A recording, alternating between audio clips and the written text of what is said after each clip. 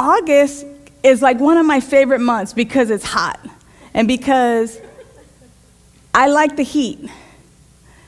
But it's interesting because when the heat is something external, when it's just about weather, there's things we can do to cool off.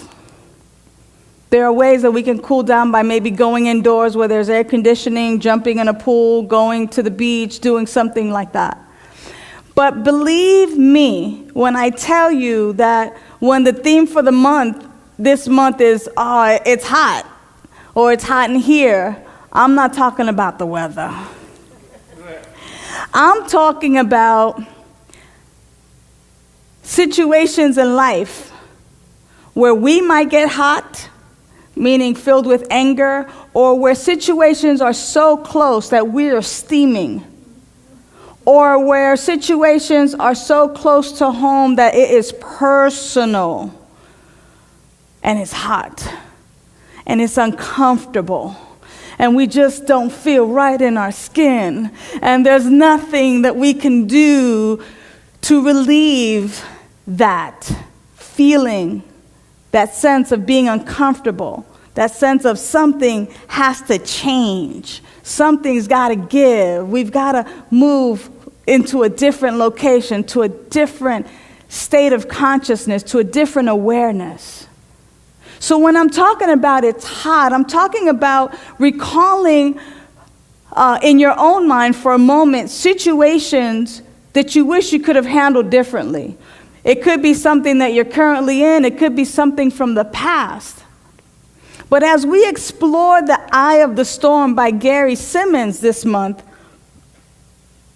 he speaks specifically to embracing conflict and creating peace. I was told once, because I don't know how to read the Chinese characteristics, but I was told that there's a Chinese characteristic around conflict that is a combination of two things. Opportunity, meaning that we have an opportunity to grow and unfold, an opportunity to really move forward, and danger.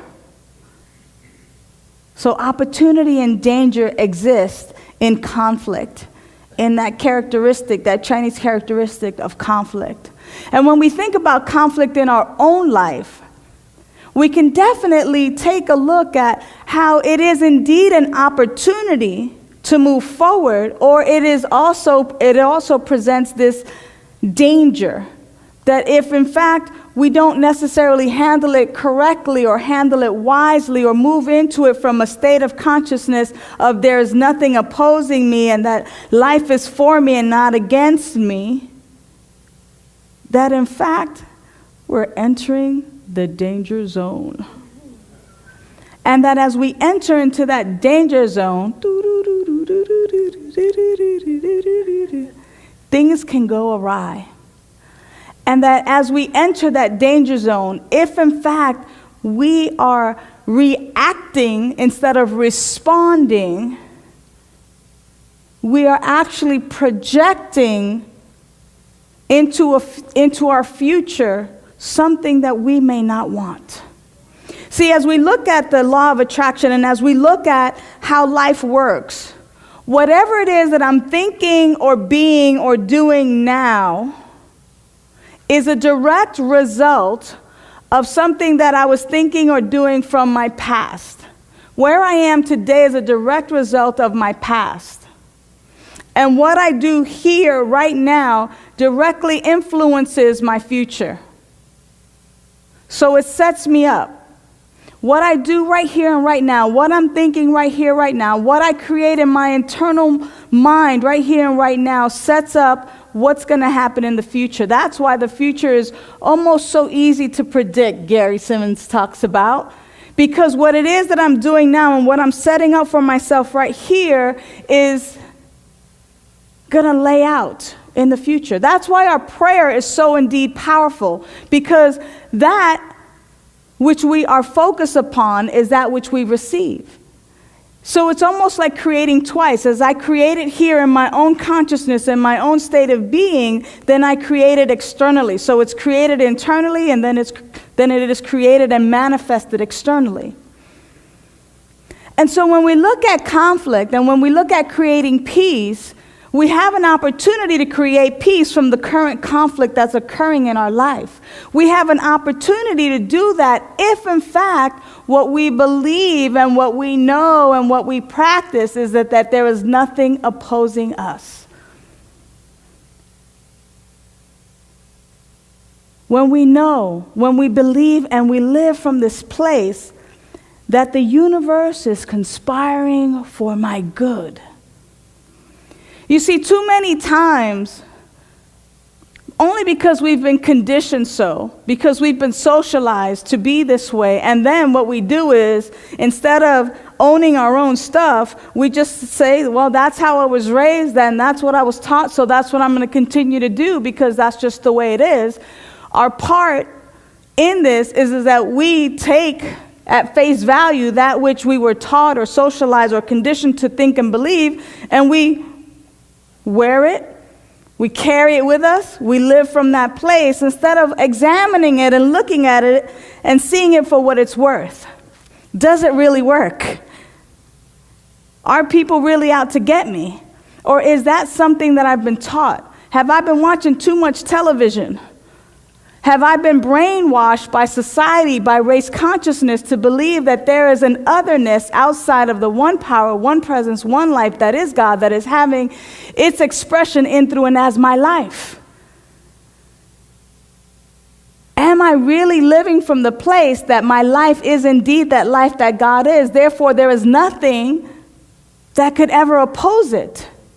Or do I really believe in separation? Because really, that's the bottom line. When I believe that I'm separate from you,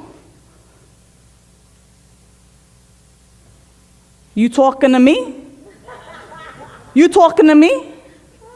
When I believe that you are separate from me, that when I believe that we're not one, when I believe it's us and them, when a conflict arises, you talking to me? And that doesn't come from a place of creating peace.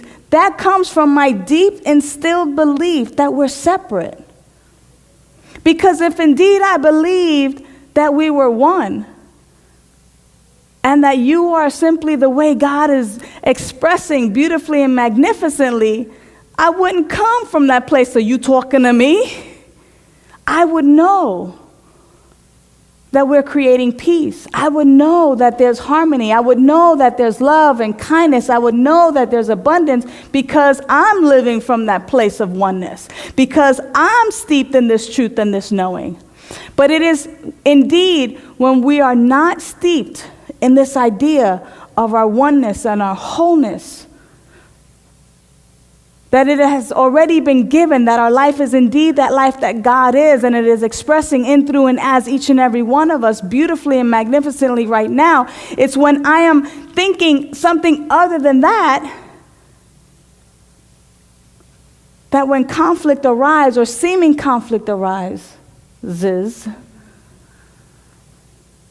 that I'm coming from that place of separation, that I enter the danger zone, and that instead of creating peace, I create some otherness. I create more danger, more conflict. So how is it that we as spiritual people, what are we to do and how are we to begin to live in order to create and to know and to be steeped in this wholeness?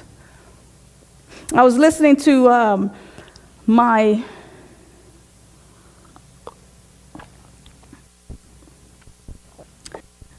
brother Josh Reeves at the Seal Beach Center for Spiritual Living. He was speaking at Asilomar this week. And one of the things that stood out to me about his particular talk, and maybe we've all experienced it, and maybe just some of us have experienced it because some of us have ascended and we don't get to experience that anymore. But he talked about being in that place where we know that somebody's against us, or that somebody's lying upon us, or that somebody did us wrong, or that somebody is just messing with us just to mess with us. When we kind of know, even though we have no evidence to prove it, but we know she did it. We know he took it. We know he was talking about me. We know that they're doing it right now, where we just kind of know, and we're in that place of, oh. And the question is, what if I'm wrong? What if I'm wrong? What if you're wrong? Why do I think and feel that way? Isn't it because indeed I believe in separation more than I believe in our oneness and our wholeness? Isn't it because I believe that we're separate from one another? Isn't it because I believe that God is somewhere outside of me, that my wholeness is outside of me, that my peace is outside of me, that my joy is outside of me, that my abundance is outside of me, that my serenity is outside of me? It is indeed because I believe that you are out to get me, or that the world opposes me, or that there's something that's happening against me. It's because somewhere or another, someone told me a lie and I believed it, and I carry it with me like it's some Louis Vuitton or Prada or True Religion. You know, I carry it with me like it's a gold bullion and it has value, when in fact, it is a lie that I have picked up and taken with me and use it and live from that place.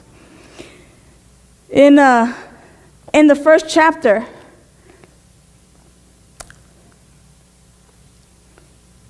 Gary Simmons he's writing about a story, something that happened to him, but someone asked him, can you see how everything that is for you or against you has its roots within you? Everything that is for you or against you has its roots within you. What is it that you believe? Where is it coming from? If it's for you, it originates here. If it's against you, it originates here. There's nothing outside of us. It all originates within me. And that's why, too, my talk title, when I say, you talking to me, is really about being in your face. And it's hot in here because sometimes, this month we may get a little uncomfortable, because the bottom line is that whatever it is that I think or believe originates within me. It originates with the person sitting in your seat. So if you like what you're getting, continue to do what you do. But if you don't like what you're getting, it starts with you. It starts and ends with you. It originates within you. He says, as you have learned, your wholeness cannot be found outside of you. Are you also willing to see that lack and abundance are not outside of you either? We can't go around blaming others for our lack, or praising others for our abundance even. It's all based on the internal. Can you see that your struggle for wholeness and worth has been predicated upon the belief that there are opposing forces at work in your life? Do people, your wife, your children, your parents, colleagues, friends, or even strangers on the street hold a measure of your well-being hostage? Is your well-being held hostage by someone outside of you? Is your wholeness being held by someone outside of you? Oh, it's getting hot in here. It's getting hot. Because we can no longer blame the world of effects or that outside of us, for there is only one. And the level, to the degree of which I believe that I'm separate from God, or separate from humanity, or separate from the whole, it is to that degree that I suffer. Because there is nothing, no thing that could possibly be against us, for there's only the one. There's only one. One life, one presence. Yes, it expresses as each and every one of us. But when I believe and I'm steeped in that oneness, when I'm steeped in the knowing that life is just simply happening, it is indeed a flow. And there are situations which present themselves for my growth, for the opportunity for me to grow, the opportunity for me to see, the opportunity for you to see where you still believe in separation, where you still believe in lack, where you still believe in limitations. That's what these situations present themselves, so that we might see where we still believe in separation and clean it up and clear it up and make the adjustment. And in your attempts to find yourself, to get what you need or feel safe and okay, must you first gain the cooperation, approval, or acceptance of others? Oops. In your attempt to gain the cooperation, approval, or acceptance of others, how many of us still seek to be good so that we might gain the approval of someone else, instead of simply standing in our own truth and showing up as God, as each and every one of us? It's learned behavior. It's learned from childhood on. And yet what happens is that we take that which we've learned back then that may have worked or maybe not, but we still carry it for today. I remember my third grade teacher, Miss Saltis, my third grade math teacher, Miss Kesselman.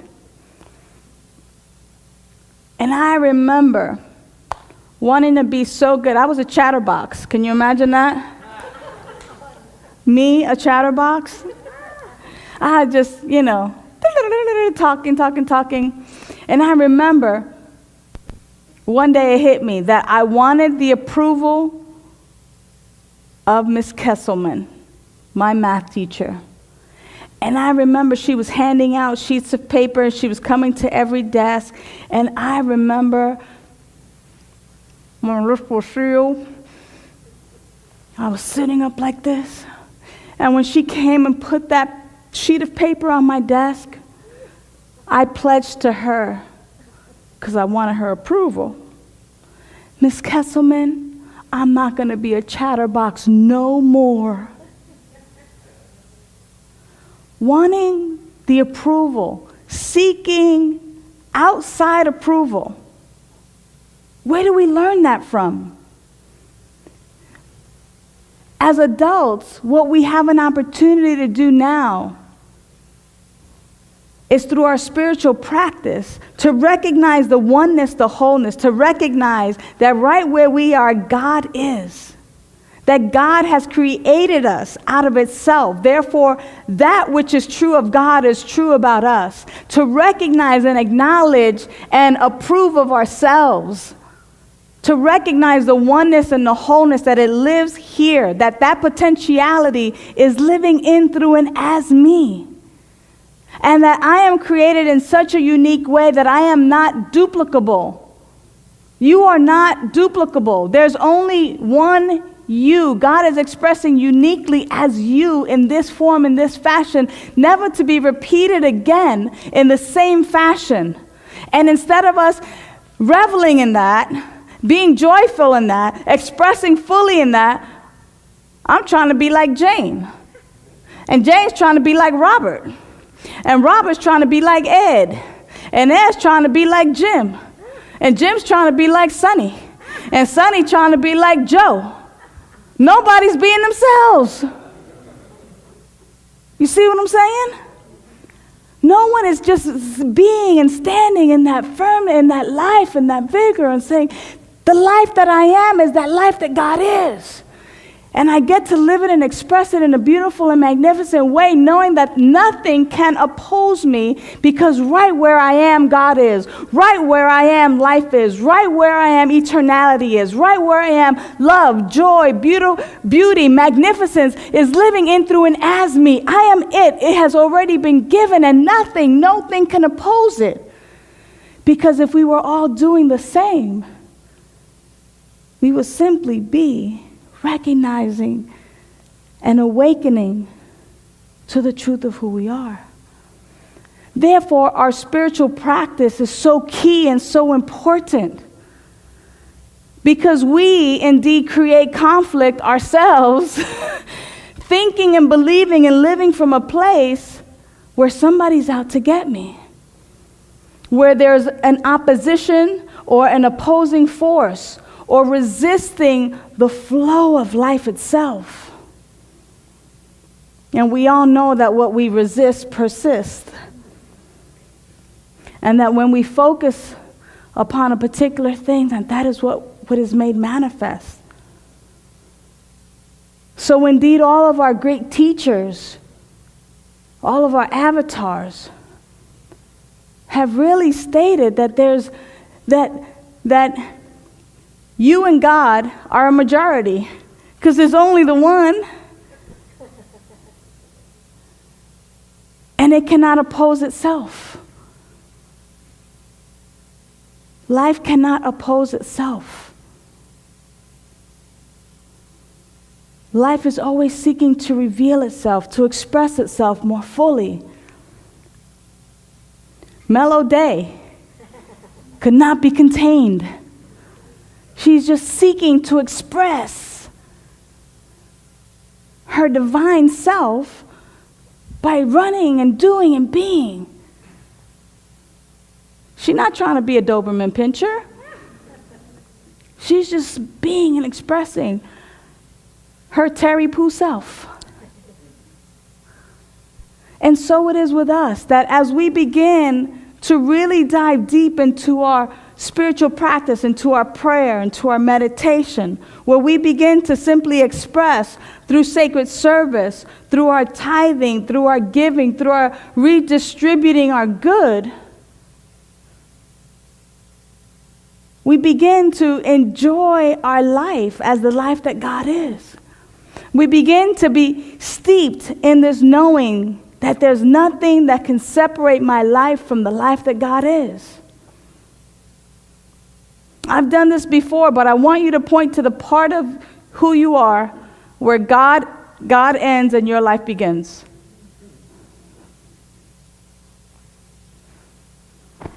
Can't do it.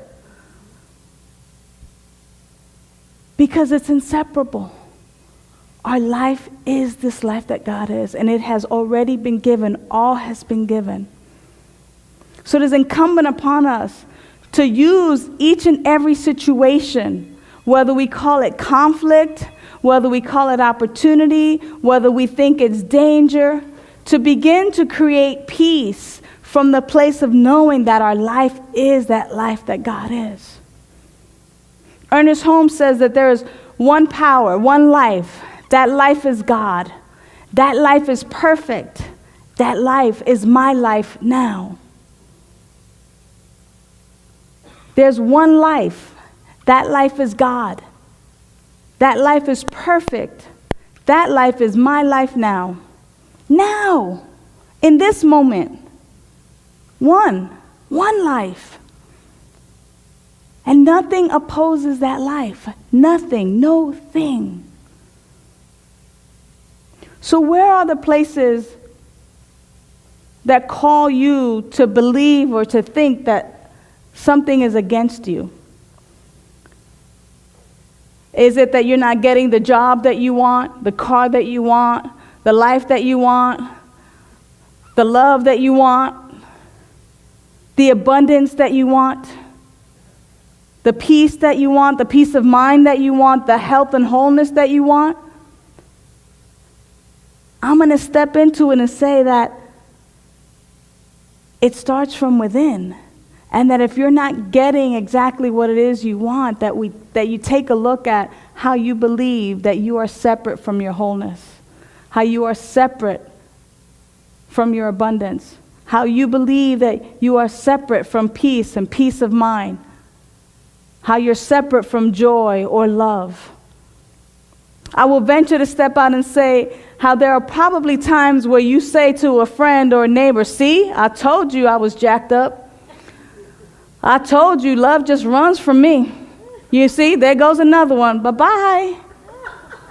You see, I told you I can't hold down a job. You see, I always lose money. Venture to say that we are probably looking for all the ways to prove how we're not one. Instead of looking for all the ways that we are connected, looking for all the ways that life proves to us that we are having our living and our beingness in God, and that God is living in, through, and as us, that we are in God and God is in us, that we are inseparable. Inseparable. Yeah. That's what we are. Inseparable. There's no separation, and yet our verbiage, our language seems to prove and seems to point to separation, seems to point to an otherness, seems to point to an us and them.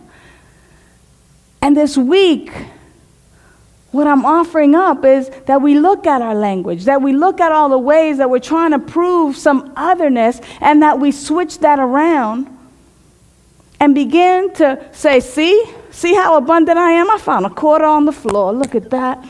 I'm abundant. I'm abundant. Look, I just got a hug. Hello, I'm loved.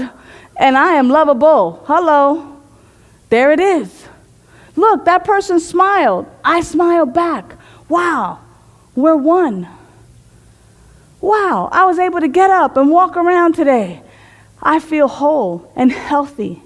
Wow, I can know that 2 and 2 equals 4. I can figure something out. Wow, I have such a sharp mind. I live and have my beingness in the mind of God. I am intelligent. I am smart. All of my needs are met now. Wow, this joy that I feel. And the more we begin to focus right here on that which is true, and that's why our prayer, our meditation, our contemplation time, our time in the silence is so important, and that we use that time to know that this is our truth, because the more and more I do this in here, when I step out, that is exactly what's being created. And as I step into the future, what's known in time and space as the future, I will then manifest that which I created just a moment ago. If I continue to ponder while I'm driving in my car that there's an otherness, or that are people out to get me, when I come out of that car, that's exactly what I'm going to experience. So it is incumbent upon us, each of us, in as many moments as possible, to stay in that prayerful state, to stay in that state of knowing that there is no thing that opposes us except ourselves. We're the ones who create it. And you know what? We might have not put it there, but we sure are keeping it there. So it's mine. I might have not put it there, but you know what? I could say, excuse me, erase, replace it with the truth. It's my life. I'm the one responsible for it. I'm the one responsible for the content of my consciousness. And that's why we come here, to be reminded of this truth, to support one another in this truth, to have community, that we might come to community and be supported in knowing that right where we are, God is. That the love that God is, I am. That the joy that God is, you are. That there's nothing that separates you from the life that God is. So we're going to go into our quiet time. And that's exactly what we're going to do. We're going to utilize these next few minutes